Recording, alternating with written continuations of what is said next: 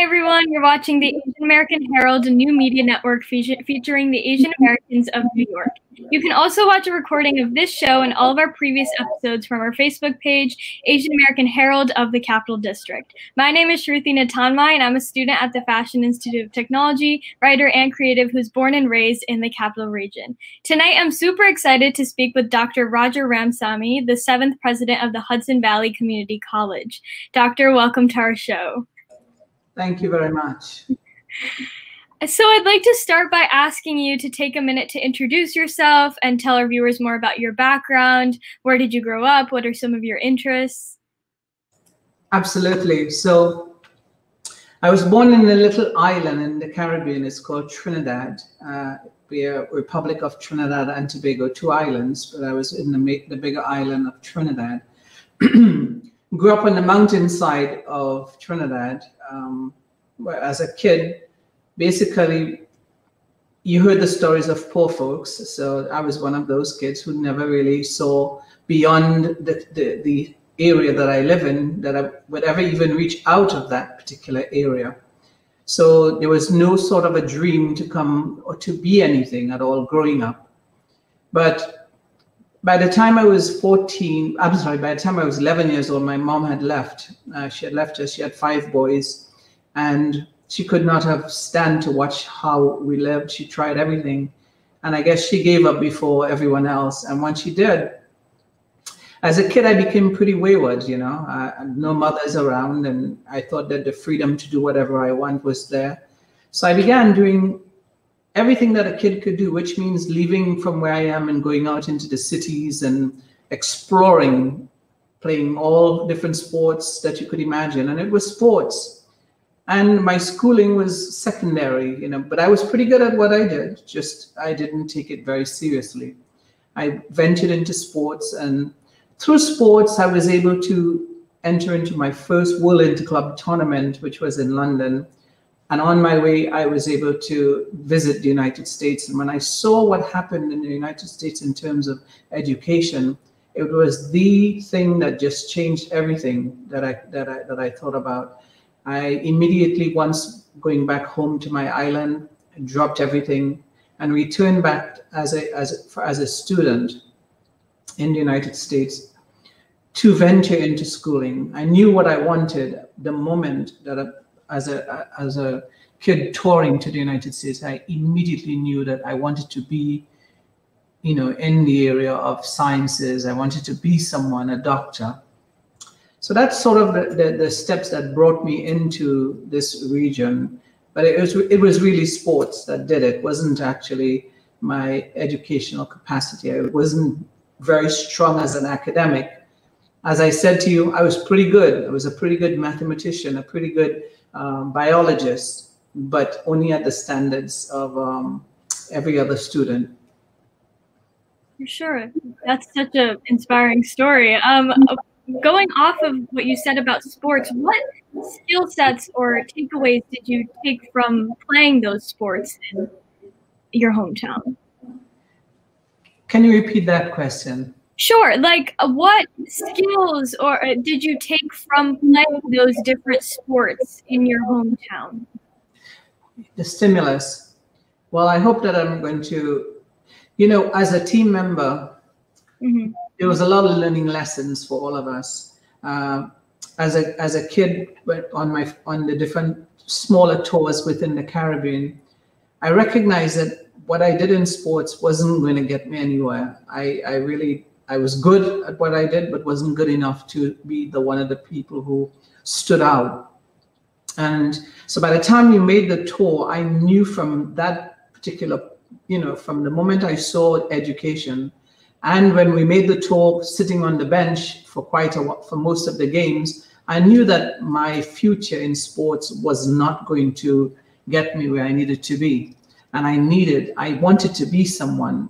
I wanted to, you know, I had the dream as a kid when my mom left and I became that wayward kid, and I walk the streets of Trinidad, I would see people with things, you know, I would see them with homes and cars and what have you. And that stimulus was for me wanting to have those things too, because you have to understand, my dad never even owned a bicycle. Wherever we went, we walked. And, you know, we have groceries, we would walk with it in our hands to get to where we were going.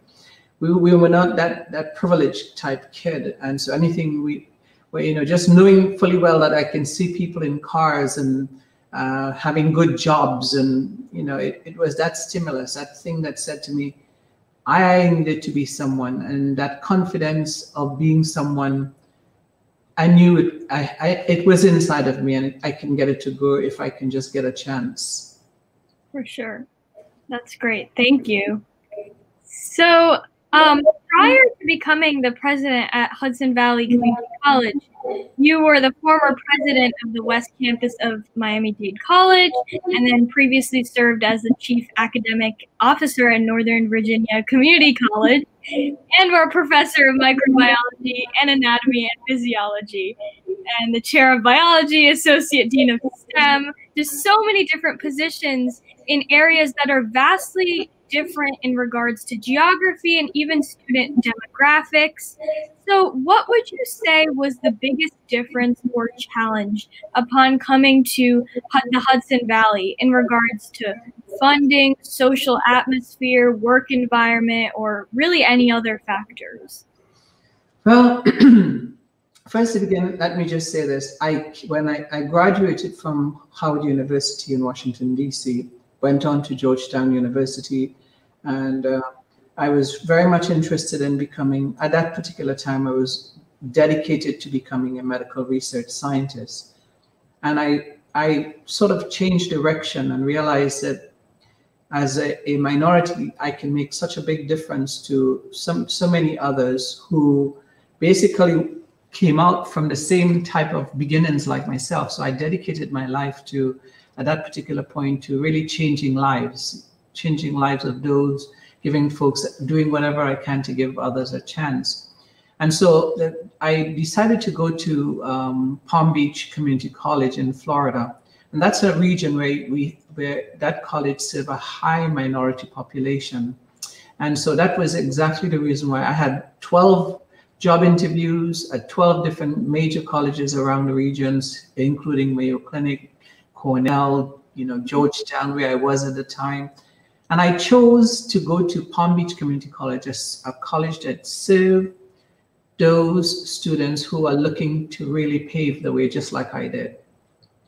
And I went there, and that was the atmosphere that I was in. It was I spent almost 19 years. That's where I developed my skills as a professor to really reach folks in a way that, you know, you couldn't reach anyone.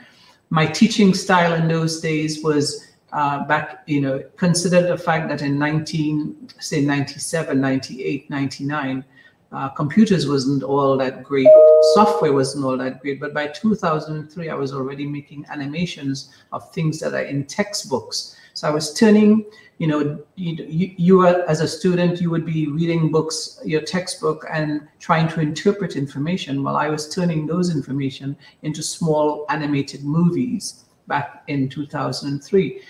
And then by doing that, students can see what it is that I was doing. They can understand it from a different point of view. I was making audio, changing them into different languages, in Spanish, Creole, and different things to help students understand.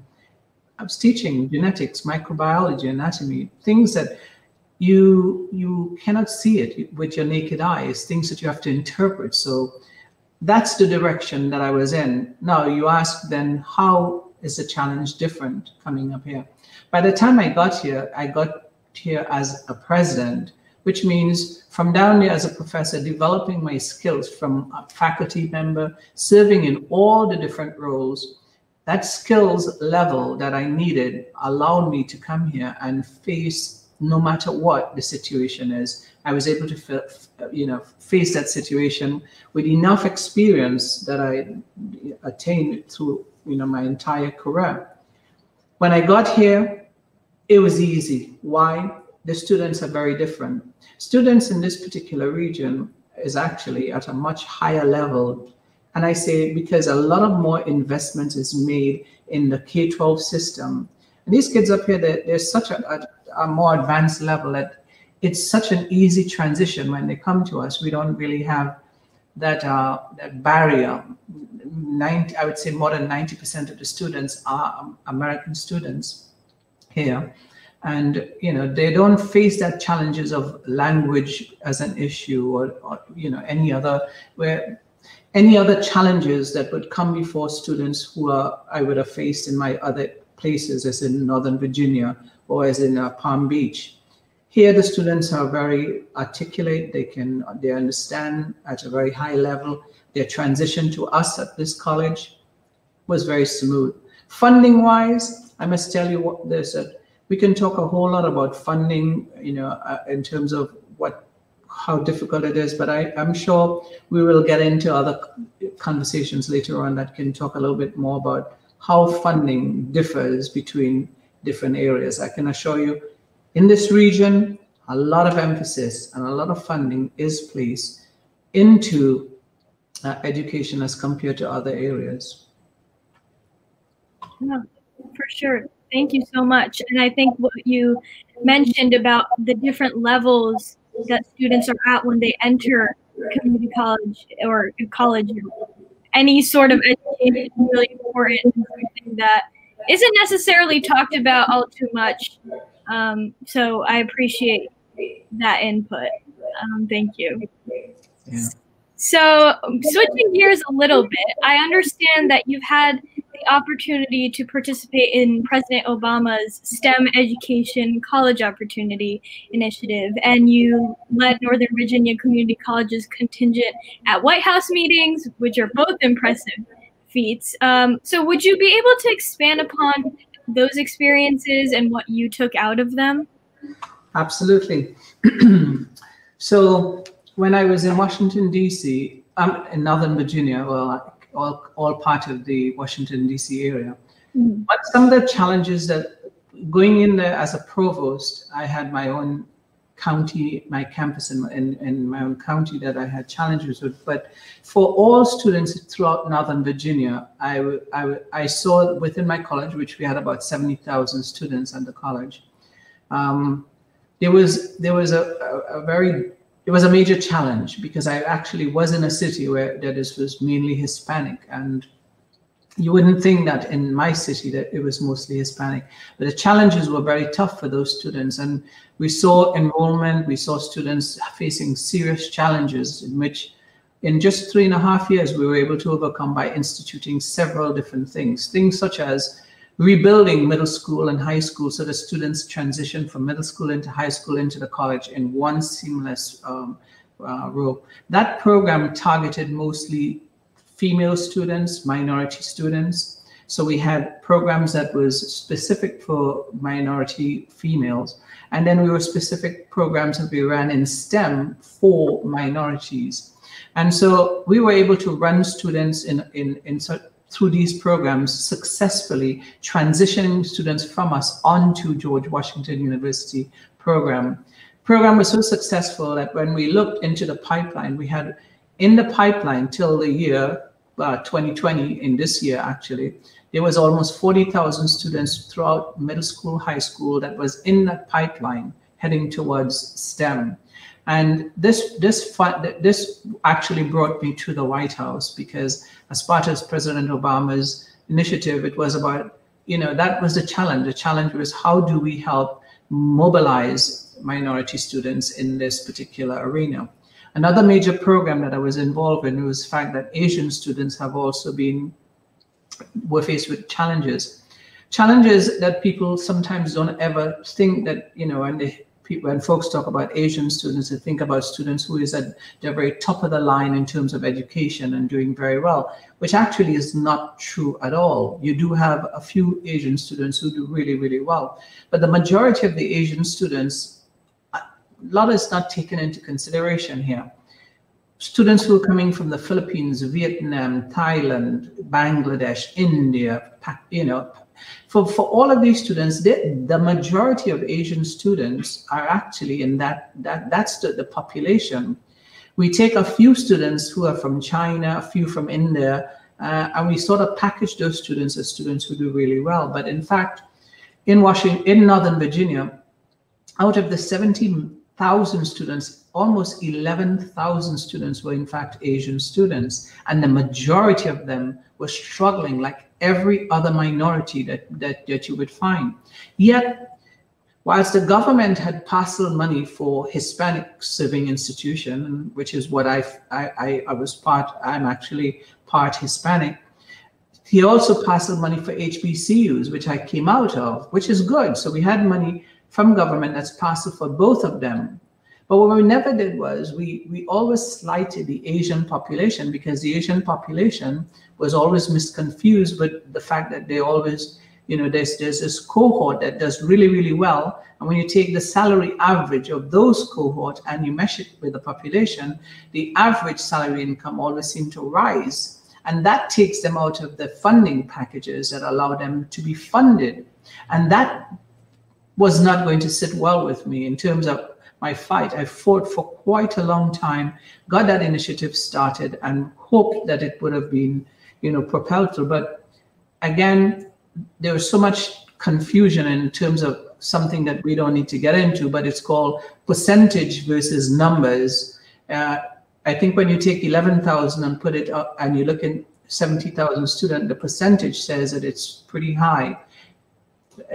I'm sorry, the percentage look like there's a whole lot of students, you know, that we have there that is doing pretty good. When in fact, when you put some institutions, like we have colleges out in California, where the majority of the institution is all Asians. And because they're all Asians, you could say they're about 90% Asian, they're given the funding to support them. Whereas out in Northern Virginia, that 11,000 out of 70,000, the percentage dropped so low that we never get the funding to support them. So it was this fight between percentage and numbers. When you look at 11,000 students versus a college that may have, say, 5,000 students, where 4,000 of them are, 4,500 are Asians, the confusion here is you're comparing 4,500 students and funding them, and you're leaving 11,000 out that with no fund, you see. That's sort of a fight that just went on and on and on, and I hope that in the future, all of the different groups will be treated equally and funded well so that folks can progress on. Yeah. So that was what the fight, that was some of the things that brought me to the White House to speak on some of these. I wasn't actually the keynote, so I don't think of, I was not the keynote speaker. I was part of a cohort, but of course my work was recognized. It was recognized by the current, by the governor as the most outstanding program in the state. And for that helped propel the program to be funded by the state of Virginia and hopefully others to follow. Sure, that's incredible. Congratulations. That's such an incredible thing to accomplish. Yeah. So I'd kind of like to go and expand upon that concept that you said, where there's this notion that Asian students typically excel in academics as a student. So as an Asian American student myself who went through the public school system, both in the capital region and now attends a state school in New York City, I find diversity in the student body incredibly important in creating a well-rounded academic and social experience. So while the Asian population wasn't really immense when I attended public schooling in the capital region, its presence has certainly grown throughout the years. And that being said, in light of recent mainstream conversations surrounding race and the concept of the model minority myth, and that concept has been mentioned repeatedly, labeling Asian Americans as a polite, law-abiding group who have achieved a higher level of success and income than the general population. So what are your thoughts on this myth per se, and how do you feel it factors into the educational system?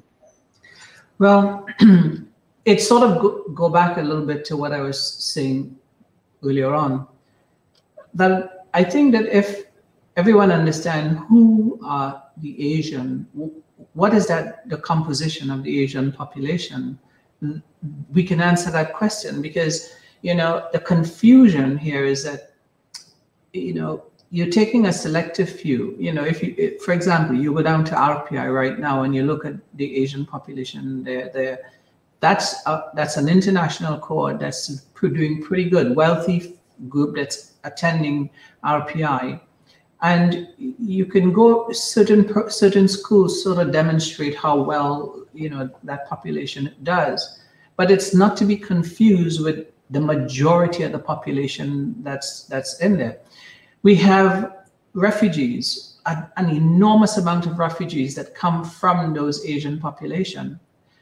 You count them in. These are populations that probably are working at the minimum wages. They are attending school, but because they're very dedicated to wanting to make something of themselves, they will succeed. But under struggle, there is no special funding that says to them that, you know, let us help them. Let's help these students so that we can, you know, move them up the ladder so that they can get to their goals. We have funding placed for other areas, but that's one of the areas that we're missing.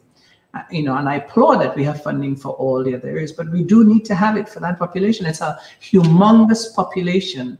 Again, not to be confused with the little group on top that does really well, because those are really mainly from a few Asian countries, but the majority of the population is at the minimum wage level income, doing the odd jobs, and, you know, and we tend to always, you know, pocket everyone into the same little, you know, category, and we need to get out of that. And I wish that data, if we could begin to accumulate and put the data together and really look at, you know, the income levels of these various groups within what we consider Asian population, it will give us a better, it will help us to approach this and vet it. You know, recently I met with I sent an email to the Chancellor for the SUNY system, which Hudson Valley is a member of the SUNY system. One of the members is of 64 colleges. And I said the very same thing. We have leadership. We have leadership groups, for example, right now that we work with our Hispanic faculty and staff. We help motivate them. We have Black leadership group. I was actually a member of the Black leadership group. I was also a member of a Hispanic leadership group in my growing up. But there wasn't anything for Asians, you see? So I had to fill into two groups. And you look at me, who am I? You know, I can fit into any groups, I'm okay. But it's not the same for most of the other Asian population. They will not be fully accepted as being Hispanic or being Black, you see? These are the population that we also need to invest in them as leaders in this region, because the population of Asians are indeed growing. And so I'm saying everyone needs to go together as one, and we need to keep pushing in that direction. I think good data will help us to support, you know, some of these fights to get support for the Asian population that's been left out. Yes, for sure. And I think, as you said, everyone needs to kind of get that idea out of their head and look at it as it is, which is, I guess, easier said than done because it's been happening for a very long time. But I think you're very right in saying that. Well, the other part to all of that is people being brave enough to talk about it, because that's another thing, is that, you know, everyone gets to speak about the issues that are confronting all. We have and that's good. If you don't speak about it, people would not pay attention. It's like, you know something that could help me improve what I'm doing, but you're keeping it to yourself. Why would you do that? If you don't tell me, how would I know what to do? I know what I know about what I've seen in terms of Asian statistics in different regions, in Northern Virginia, out in Seattle and those regions. I know. So data was there for us to measure how the differences in terms of why we needed to support this group.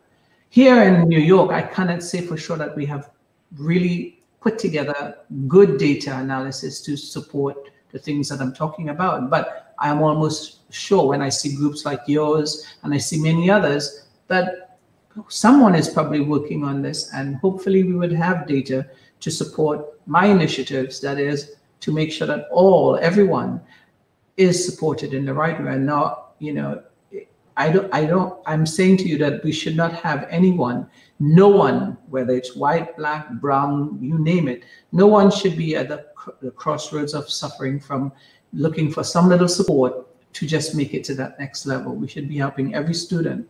But I can tell you that one population that I think I don't hear about because they don't speak up, they don't talk about the issues, and that's the Asian population. For sure. Yeah, for sure.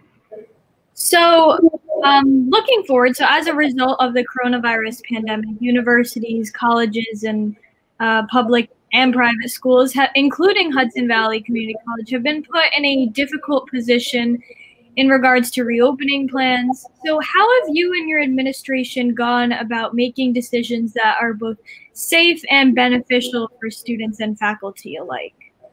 Yeah, and so, as you probably know, I was put on the governor's Reimagine team to open back the K-12 system. And so, well, let me back up. Even when, if you go back to when all of this began, once it happened, as someone who used to be teaching in the medical school in virology, I used to teach about, the coronavirus family was just one of the families that we spoke about. So you have a general understanding. I do have a general understanding about the physiology of how these viruses work. And so back then I utilized, using my own interpretation of what's going on, we were able to make early calls about what the college should do to get through the summer semester. And that summer semester really gave us a lot of insights onto how we could plan for fall. Gauging exactly where we should be, we were able to make lots of early decisions about what's really going to happen. And the funny thing is, even though we couldn't talk about it publicly because, again, everyone was undecided, we were waiting on state to figure out what to do. We, and hopefully many, were making plans as to what we think would happen. And I think we hit it right on the head. Exactly what we're seeing right now was what our plans have been since back in early summer. We plan for what we're seeing happening right now, and that is to take many of our classes back online, keep our students safe at home, make sure that they have access and all the support so that they can succeed in the online classes. Because we all know that if you ask most students who are online, they're not comfortable and they're really not sure that they would want to, they will succeed.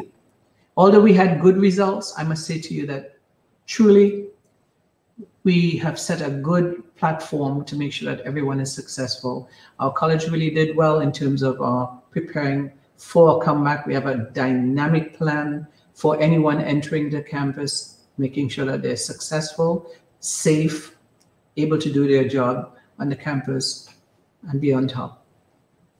That's great. That's all you can ask for.